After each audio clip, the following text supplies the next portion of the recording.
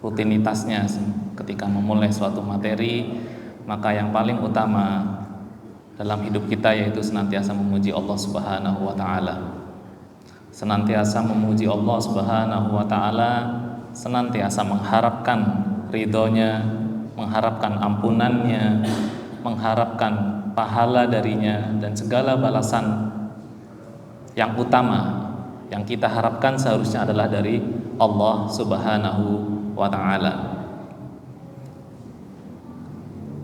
Yang berikutnya adalah salawat serta salam. Marilah kita senantiasa haturkan kepada Nabi Muhammad sallallahu alaihi wasallam, yang Allah Subhanahu wa ta'ala langsung tentukan bagi umat Islam, yaitu menjadikan Nabi Muhammad sallallahu alaihi wasallam sebagai teladan. Laqad kana lakum fi Rasulillahi uswatun hasanah liman kana yarjullaha wal yaumil akhir wa dzakarallaha katsiran. Di dalam ayat tersebut, jamaah sekalian, Allah telah menentukan bahwasanya teladan kita adalah Nabi Muhammad sallallahu alaihi wasallam. Jika kita melihat dalam kehidupan ini, yang sudah memiliki anak, memiliki cucu, mungkin pernah suatu ketika susah sekali menasehati atau bahkan meneladani, memberikan teladan kepada anak cucu kita kepada hal-hal yang baik. Karena memang sesungguhnya meneladani itu adalah perkara yang sulit. Meneladani kebaikan adalah perkara yang sulit. Seorang anak atau seorang manusia secara umum cenderung lebih mengikuti perkara-perkara yang bersifat menyenangkan dan cepat, bersifat menyenangkan dan didapatkan dengan cepat, maka itu akan mudah diikuti. Misalnya HP, hiburan di HP, langsung saat itu juga mendapatkan hiburan seperti itu. Makanan enak misalkan, ya langsung segera lari begitu. Pokoknya segala sesuatu yang menyenangkan dan cepat didapatkan, maka cepat juga untuk diikuti. Tapi segala sesuatu yang menyenangkan tetapi tidak cepat didapatkannya, nah ini susah untuk diladani. Misalkan ya belajar untuk mendapatkan nilai baik, nilai baiknya kan nanti kapan ya, atau mungkin kesuksesannya belum bisa dirasakan saat itu juga, sehingga proses belajar ini susah untuk dipraktekkan saat itu juga, untuk diajarkan. Nah, maka dari itu di dalam ayat tersebut, laqad kana lakum fi Rasulillahi uswatun hasanah, Allah telah menetapkan untuk kita sebagai umat Islam bahwasanya Nabi Muhammad SAW adalah teladan kita. Sekali lagi kembali, meneladani itu susah. Kita melihat umat Islam seberapa banyak yang betul-betul berusaha sungguh-sungguh untuk meneladani Nabi. Sangat sedikit sekali. Karena meneladani sebenarnya susah, tidak semudah itu meneladani Nabi Muhammad SAW. Sehingga bagaimana caranya supaya bisa meneladani kebaikan? Maka menyadarkan seorang anak, menyadarkan seorang manusia tentang sesuatu yang visioner jauh, yaitu menimbulkan kesadaran bagi seorang anak bahwasanya ia bisa mendapatkan kesenangan dengan bersabar. Kesenangan akan didapatkan dengan bersabar, tidak harus segera didapatkan. Sehingga lanjutan ayatnya, liman kana yarjullaha wal yaumil akhir, barang siapa yang berharap kepada Allah dan hari akhir. Sehingga rumusnya, barang siapa yang bisa meneladani Nabi Muhammad SAW, maka timbullah kesadaran untuk berharap hanya kepada Allah Subhanahu wa ta'ala. Kemudian dan hari akhir, wa dzakarallaha katsiran, dan mengingat Allah secara banyak, secara sesering mungkin mengingat Allah. Jadi itu suatu rumus. Kita bisa meneladani Nabi jika timbul kesadaran kita hanya berharap kepada Allah Subhanahu wa ta'ala. Berharap apa? Berharap ampunannya, berharap pahalanya, berharap kecintaannya, berharap keridhoannya, berharap segalanya hanya kepada Allah Subhanahu wa ta'ala. Karena jiwa yang merdeka, ini masih di bulan Agustus nih, jiwa yang merdeka ini bukan berarti yang bebas sebebas-bebasnya. Jiwa yang merdeka sesungguhnya adalah jiwa yang mendekat kepada Allah Subhanahu wa ta'ala, yang dalam hidupnya kecintaan utama adalah berharap kepada Allah Subhanahu wa taala. Sebagai contoh misalnya,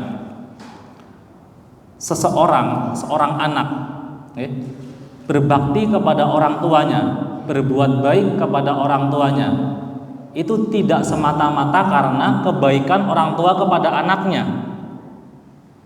Seorang anak berbuat baik kepada orang tuanya atau berbakti kepada orang tuanya itu bukan semata-mata karena kebaikan orang tuanya kepada anaknya. Tetapi apa yang menjadikan anak ini harus berbakti kepada orang tuanya, harus berbuat baik kepada orang tuanya adalah karena perintah Allah Subhanahu wa taala. Begitu juga sebaliknya. Mungkin ada orang tua yang tidak berbuat baik kepada anaknya, kurang memperlakukan anaknya sebagai muslim yang baik, tidak ideal dalam mendidik anaknya. Dengan keadaan demikian, apakah seorang anak tidak berbuat baik kepada orang tua yang demikian? Tentu tidak. Anak tersebut tetap harus berbuat baik kepada orang tuanya meskipun orang tuanya tidak berlaku baik kepada dirinya. Karena apa? Karena itu adalah perintah Allah Subhanahu wa taala. Contohnya Nabi Ibrahim kepada ayahnya. Begitu banyak juga contoh-contoh yang lain. Sehingga seseorang yang berbuat baik kepada orang lain karena hanya berharap perintah Allah, karena hanya berharap kepada Allah Subhanahu wa taala, karena hanya menjalankan perintah Allah, maka dia tidak akan kecewa jika orang yang diperlakukan baik itu membalas dengan keburukan. Karena apa? Yang diharapkan hanya Allah Subhanahu wa taala, bukan balasan kebaikan dari orang lain. Dan dia juga tidak menambah kebahagiaannya jika yang ia berbuat baik pada orang lain akan membalas dengan kebaikannya, dengan memujinya, dengan menghormatinya. Maka ia juga tidak akan menambah kebahagiaannya, biasa saja. Karena landasan dari perbuatan baiknya adalah berdasarkan perintah Allah Subhanahu wa taala, karena yang diinginkan adalah balasan dari Allah Subhanahu wa taala. Sehingga kata salah satu politisi, dipuji tidak terbang, dibenci tidak tumbang.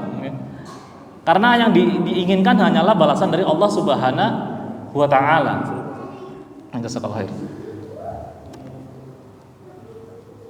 Sehingga Masya Allah, ketika kita ingin meneladani Nabi Muhammad SAW, maka yang menjadi landasan kita adalah kecintaan kepada Allah Subhanahu wa taala.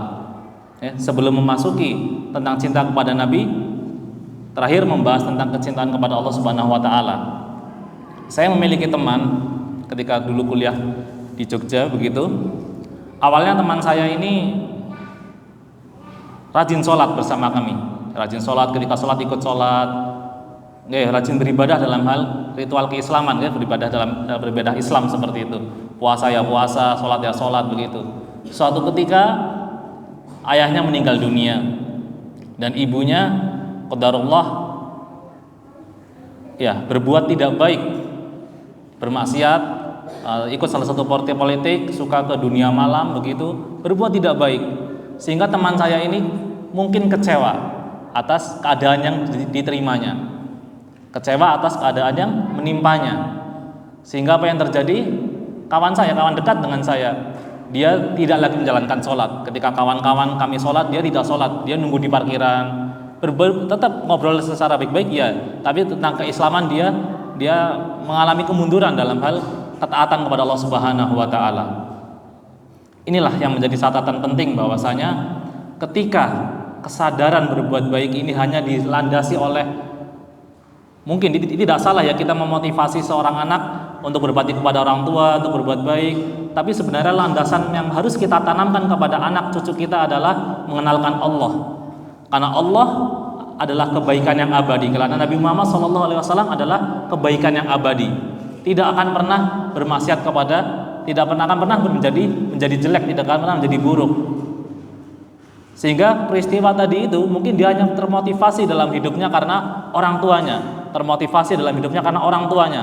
Ketika orang tuanya menjadikan motivasinya hilang, maka hidupnya pun hilang arah. Sehingga yang menjadi PR bagi kita adalah bagaimana menanamkan tauhid sejak dini kepada anak cucu kita.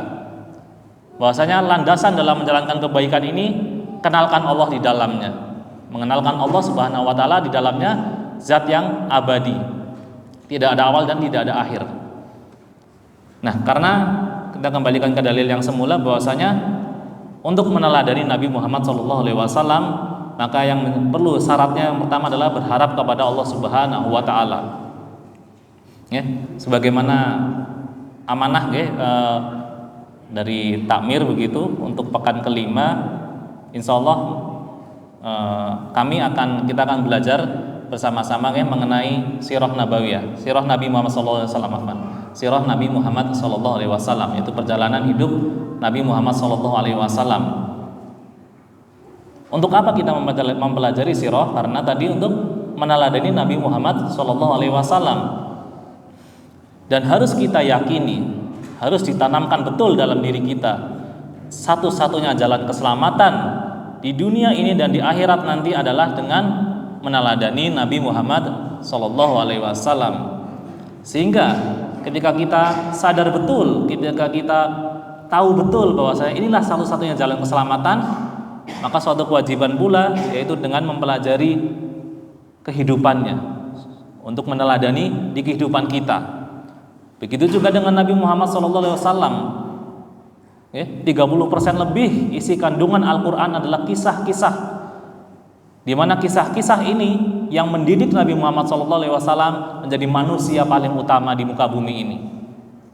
Artinya apa? Bahwasanya kisah-kisah nabi-nabi sebelumnya, kisah-kisah kejadian-kejadian sebelum Nabi Muhammad SAW mengambil andil besar dalam mendidik Nabi Muhammad SAW. Ketika Nabi Muhammad sedih, Nabi Muhammad SAW sedih, dihibur dengan ayat-ayat bahwasanya banyak nabi-nabi sebelumnya yang mengalami kesedihan pula. Menjadikan motivasi, menjadikan penghibur, pelipur lara bagi Nabi Muhammad SAW.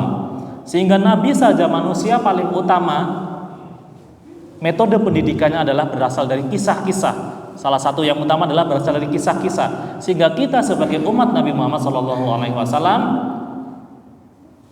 harus bercermin bahwasanya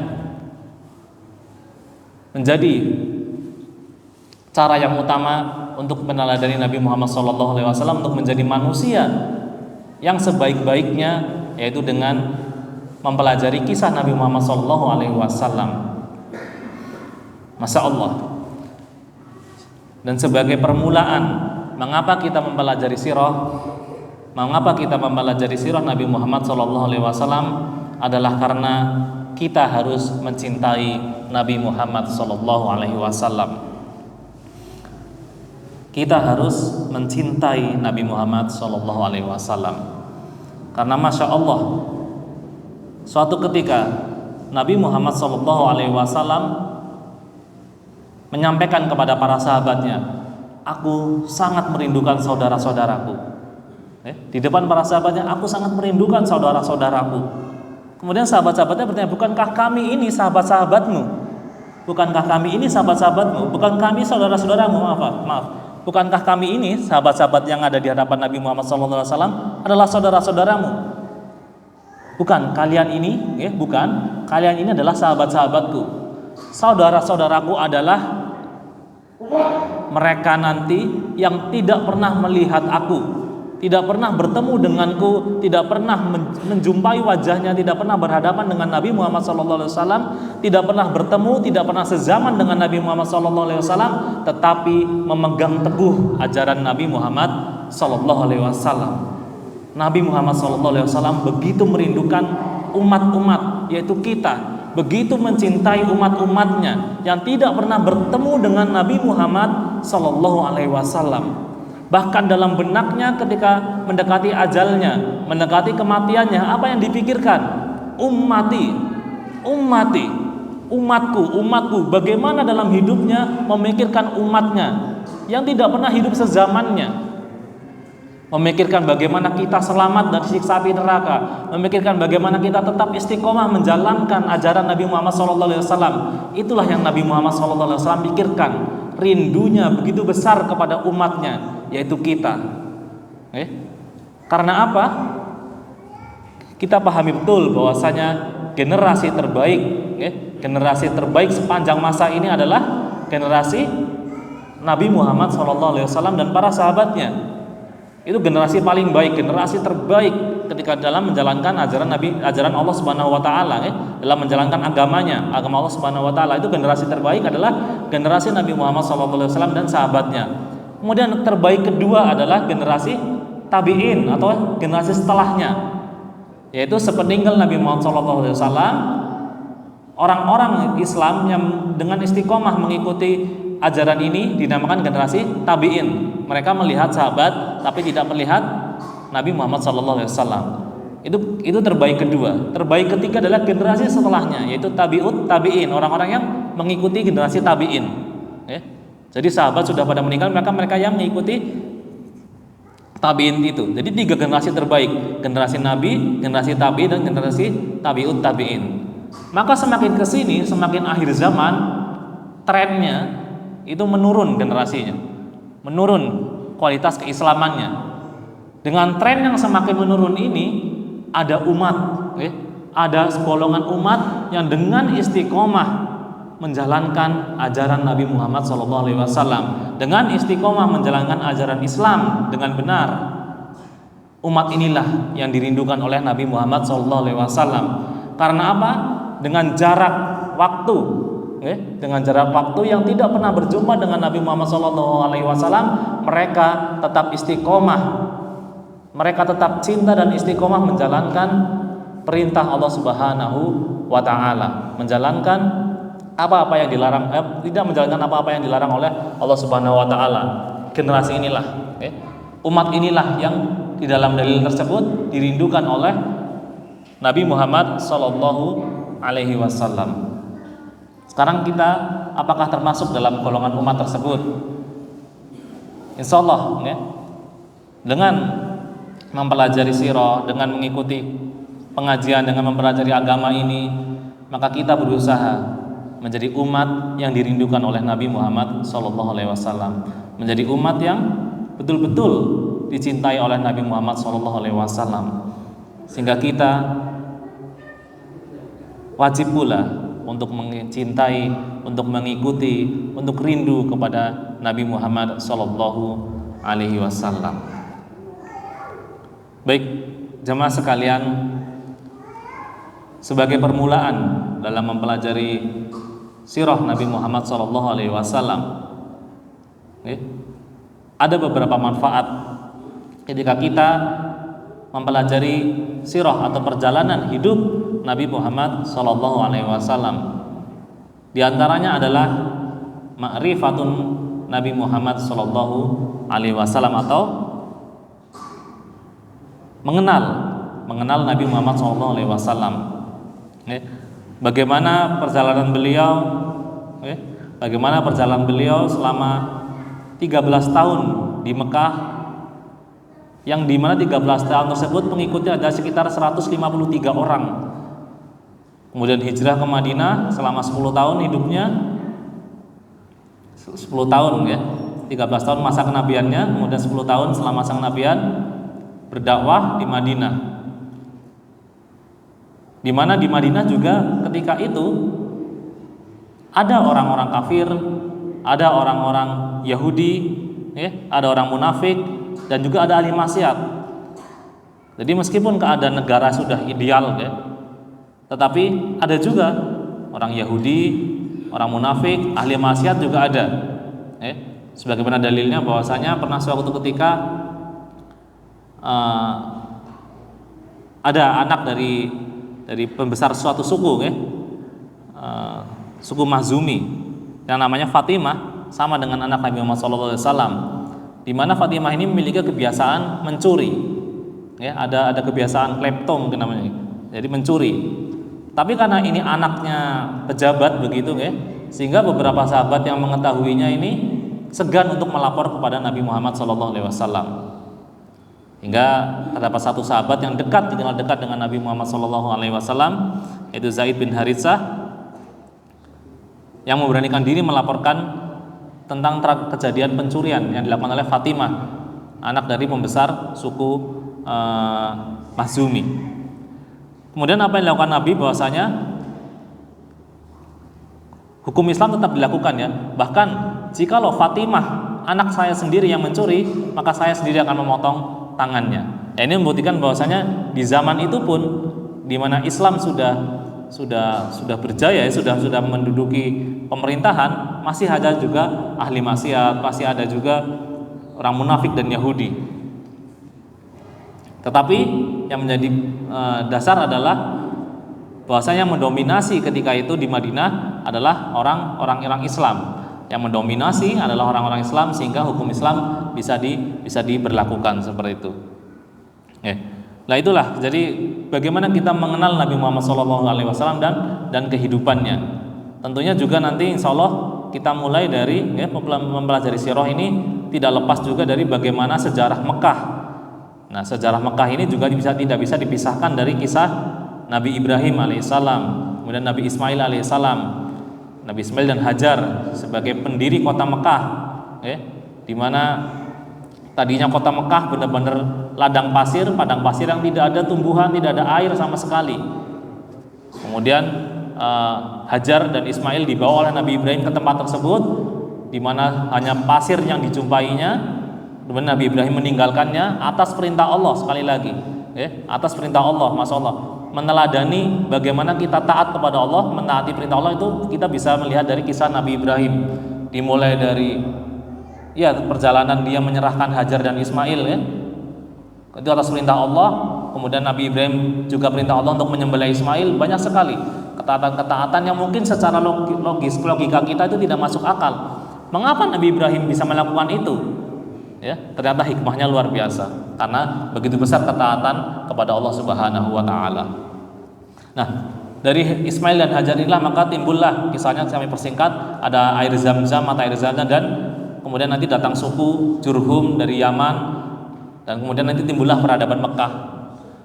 Nah, kemudian juga kisah bagaimana datangnya orang yang membuat berhala-berhala di Mekah, kedatangan orang-orang yang membuat berhala di Mekah. Kemudian dan seterusnya. Nanti insya Allah sampai kepada kelahiran Nabi Muhammad dan bagaimana kehidupan Nabi Muhammad SAW. Artinya bagaimana kita mempelajari tentang mengenal dari Nabi Muhammad SAW. Kemudian apa yang bisa kita ambil dari mempelajari sirah Nabi Muhammad SAW yang berikutnya adalah kita mengenal para sahabat, mengenal para sahabat atau mengenal para sahabat Nabi Muhammad Sallallahu Alaihi Wasallam, di mana mereka adalah manusia pilihan Allah Subhanahu Wa Taala. Kita bisa membayangkan di negeri padang pasir yang tandus, panas begitu, kemudian ada orang yang buta huruf mengaku nabi, dan konsekuensinya jika para sahabat ini, jika kita mengikuti Nabi Muhammad SAW, maka tekanannya sangat besar, disiksa, dikucilkan, begitu besar tekanan para sahabat ini. Kalau kita bayangkan jika kita hidup di era itu, di keadaan yang demikian, ada orang yang buta huruf mengaku sebagai nabi dan kita harus mengimaninya, dengan konsekuensi kita harus disiksa, kira-kira kita akan menjadi Abu Bakar atau menjadi Abu Jahal jika kita kembali hidup di masa itu. Artinya apa? Begitu besar, begitu hebatnya para sahabat-sahabat Nabi Muhammad SAW. Sehingga dalam mempelajari sirah Nabi Muhammad SAW ini, maka juga tidak bisa lepas dari mempelajari kisah-kisah para sahabat Nabi Muhammad SAW yang tentunya banyak sekali hikmah yang bisa diambil dari kisah-kisah dari para sahabat. Kemudian manfaat yang berikutnya adalah ini sampai 53 sekedar. Manfaat berikutnya adalah ma'rifatus sababun nuzulul Quran. Jadi kita mengenal sebab-sebab diturunkannya ayat Al-Quran, karena semua ayat Al-Quran diturunkan kepada Nabi Muhammad SAW, di mana sebab-sebabnya adalah bisa kita pelajari dari sirah Nabi Muhammad SAW. Al-Quran sebagai sumber utama ajaran kita tentu memiliki sebab-sebab ayat-ayatnya ini diturunkan. Apa sebab ayat ini diturunkan? Nah, ini bisa kita pelajari dari mempelajari sirah Nabi Muhammad sallallahu alaihi wasallam. Kemudian ma'rifatus sababul urudul hadis, ya. Jadi sebab-sebab suatu hadis ini disebutkan oleh Nabi Muhammad sallallahu alaihi wasallam. Nah, sebagai contoh ada hadis yang berbunyi man khassana falaysa minna, ya. Barang siapa yang menipu, maka dia bukan merupakan bagian dari falaysa minna, bukan merupakan bagian dariku, dari kami, begitu. Ada hadis demikian, man khassana falaysa minna. Barang siapa yang menipu, berlaku curang, berlaku menipu, begitu, berbohong, maka ia bukan termasuk bagian dari kami, dari Islam, begitu. Nah, apa sebab yang menjadikan hadis ini turun? Kisahnya adalah di satu pasar, ada orang yang berdagang, ada penjual yang memamerkan misalkan dagangan buah, begitu ya. Itu bagus sekali buah-buah yang ditampilkan, menggunung begitu, buah-buahnya bagus. Atau mungkin tepungnya ini tepung terigu, begitu, tepungnya itu bagus yang ditampilkan di depannya. Ketika ada orang yang beli, ternyata di bagian dalamnya ini adalah satu yang busuk, yang kurang baik kualitasnya. Jadi yang ditampilkan baik, yang di dalamnya tidak baik. Nah, kemudian suatu saat Nabi datang dan membongkar kecurangannya. Membongkar kecurangannya, ternyata perilaku curang. Yang ditampilkan baik, ketika dijual ternyata dicampur dengan yang tidak berkualitas. Sehingga muncullah hadis man ghassana falaysa minna. Karena siapa yang menipu, maka bukan merupakan bagian dari kami. Nah, ini juga berbagai macam hadis juga bisa kita temui dengan mempelajari sirah Nabi Muhammad sallallahu alaihi wasallam. Kemudian ma'rifatul kufar wal munafikin, ya. Kita juga mengetahui bagaimana kriteria orang kafir dan munafik dari mempelajari sirah Nabi Muhammad sallallahu alaihi wasallam. Disebutkan bahwasanya salah satu sahabat dalam suatu perang, Usamah bin Zaid, insyaallah Usamah bin Zaid, dalam suatu peperangan dia mendapatkan musuh duel yang tangguh, begitu, dan hampir saja musuhnya ini membunuh Usamah bin Zaid. Hampir saja musuhnya membunuh Usamah bin Zaid, tapi bisa ditangkis. Kemudian keadaan berbalik, seperti film begitu. Akhirnya ketika Usamah bin Zaid dalam keadaan ingin menebas lehernya, musuhnya tersebut syahadat. Ketika detik-detik akan menebas lehernya, udah tahu dia akan mati, ya, tapi dia licik musuhnya. Wallahu alam, ya, licik, dia akhirnya bersyahadat. Supaya apa? Ketika dia syahadat, maka konsekuensinya selamat, begitu kan? Karena dia jadi muslim saat itu juga. Maka apa yang terjadi? Usamah bin Zaid tahu, ini hanya akal-akalan saja supaya dia selamat. Pembuktinya tadi sebelumnya juga dia udah mau membunuhku kok, tapi saya berhasil menangkisnya. Nah, sekarang kok sudah mau mati baru syahadat, kenapa nggak dari awal-awal syahadatnya, kan? Akhirnya tetaplah dibunuh oleh Usamah bin Zaid. Nah, sampailah perkara ini kepada Nabi Muhammad sallallahu alaihi wasallam. Sampailah perkara ini kepada Nabi Muhammad SAW. Sehingga apa yang dikatakan Nabi Muhammad SAW, kenapa kamu membunuhnya? Tanya kepada Usamah bin Zaid. Karena sebenarnya dia cuma akal-akalan saja, itu cuma dalam keadaan demikian baru syahadat. Kenapa tidak dari awal-awal? Karena dia juga tadi sebenarnya sudah hampir membunuh saya. Kalau tidak saya tangkis, saya sudah mati duluan, kan begitu. Dan dia tetap kafir, tapi saya berhasil tangkis dan keadaan berbalik, saya akan membunuhnya, dia baru syahadat. Itu cuma akal-akalan supaya tidak dibunuh. Kemudian apa jawaban Nabi? Apa kamu sudah membelah dadanya sehingga kamu tahu bahwasanya dia hanya pura-pura bersyahadat? Sampai diulangi beberapa kali. Apakah kamu sudah membelah dadanya sehingga kamu tahu kalau dia hanya berpura-pura dalam syahadat? Apakah kamu sudah membelah dadanya sehingga kamu tahu bahwasanya dia berpura-pura dalam bersyahadat? Sehingga Usamah bin Zaid saat itu merasa menderita betul, sampai merasa bahkan beberapa ayat menjelaskan ingin menggali kuburnya sendiri karena begitu takutnya. Nah, inilah kisah-kisah ini menunjukkan bahwasanya sangat berhati-hati kita dalam mengkafir-kafirkan orang. Mungkin ada golongan saat ini yang dengan mudahnya mengkafir-kafirkan orang. Nah, ini perlu, istilahnya Nabi saja susah payah agar mengislamkan orang, kita malah mudahnya mengkafir-kafirkan orang. Artinya begitu kriterianya tuh begitu sulit kita bisa mengkafirkan orang. Memang betul orang kafir itu masuk neraka. Sekarang apakah boleh kita menyatakan bahwasanya si A ini masuk neraka, si B ini masuk surga. Boleh tidak?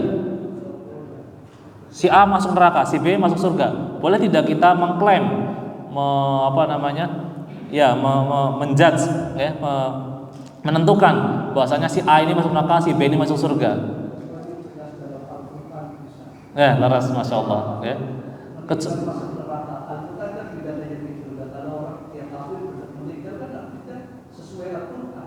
Nah, betul.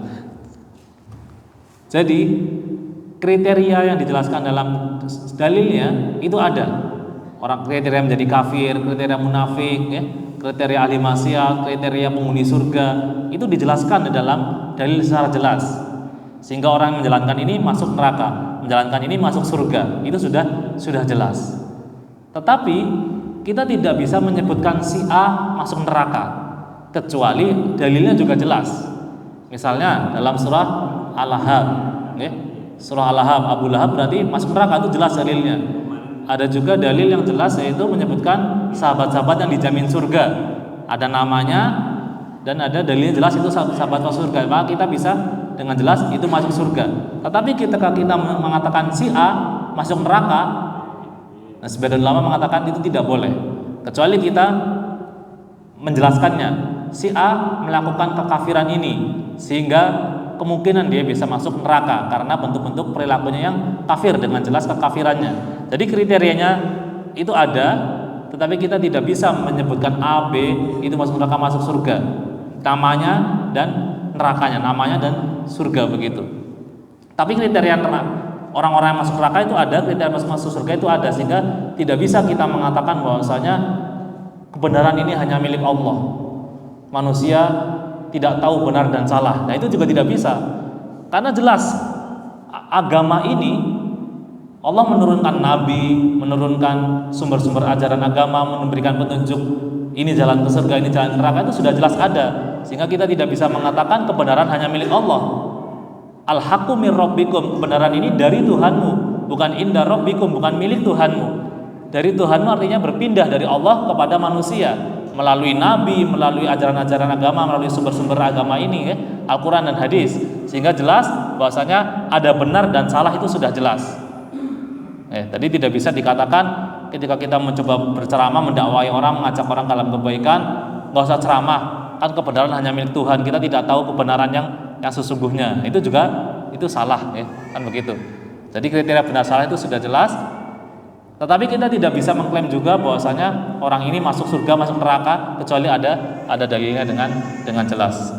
Misal bisa dipahami, ya.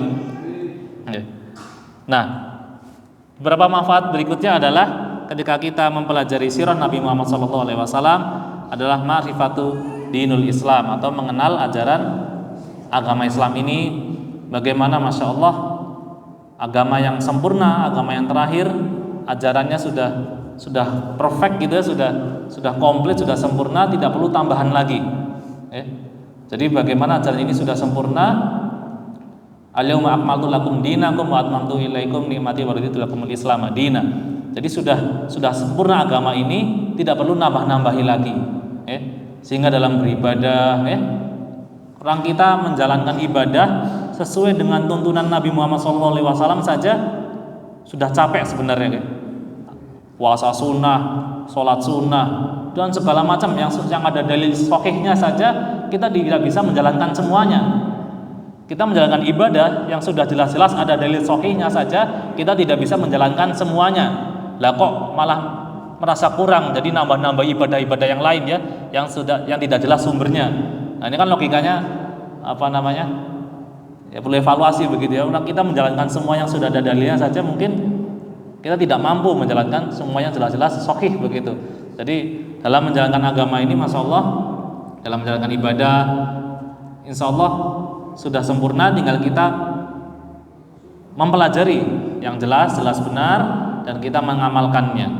Mempelajari yang jelas benar dan kita mengamalkannya, dan ini juga kita bisa dapatkan melalui mempelajari sirah Nabi Muhammad SAW. Kurang lebihnya mungkin itu beberapa manfaat yang dapat kita ambil ketika kita mempelajari sirah Nabi Muhammad SAW, sehingga ahli tafsir, ahli hadis, ahli fikih itu juga tidak bisa lepas dari mempelajari sirah Nabi Muhammad SAW. Mohon maaf apabila ada kekurangan, kami ucapkan jazakumullah khairan katsira. Wallahu a'lam bishawab. Assalamualaikum warahmatullahi wabarakatuh. Demikian kajian membuka